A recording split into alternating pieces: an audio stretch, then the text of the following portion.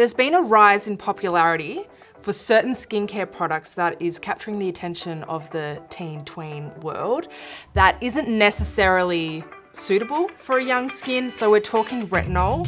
We're going to dive into products that they should actually be using and what products they should avoid. My name is Tegan Mack and I am a skin therapist and owner of my skin clinic, teganmack.skin. So as kids enter into teenagehood, what they will often experience is a big influx in hormones, and it may present in acne, pimples, acne on the body as well. So it's important to guide your teens to nurture and look after their skin, but also accept that it is a very normal phase that they're going through and it can pass with age. Now, not always. For females in particular, the hormonal cycle, as we know, is monthly. So every single month, there's a rise and a crash in hormones, whereas for boys, often their acne does pass by the time they get into their 20s. Skincare that a teen should definitely be using: a cleanser, especially if they're playing sport. You also want to make sure you're keeping their hats and stuff like that clean. For teens, a lot of the time, the pimples will start on the forehead. And then as they get older, it starts to creep down to this jawline, which is where, in your 20s and 30s, that's where your acne usually presents. The skincare habit you just want to get them in the routine of is cleansing at the end of the day to just wash all the sweat and oil off their skin. Second product would be a sunscreen. Sunscreen is so important. It's all about protecting their skin, and if you have acne, that acne is inflamed and it doesn't like the sun. You want to protect that acne-prone skin from the sun so it heals better.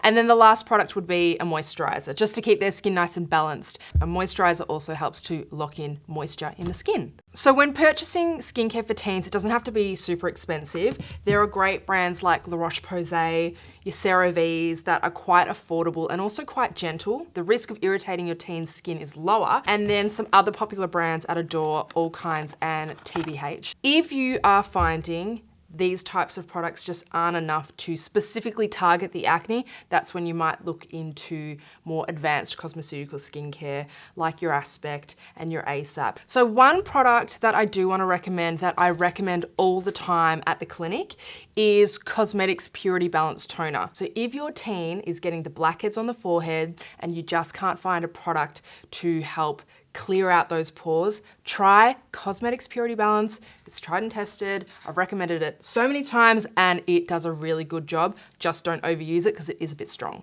If your teen has acne, there may be other products you want to start introducing, like a serum.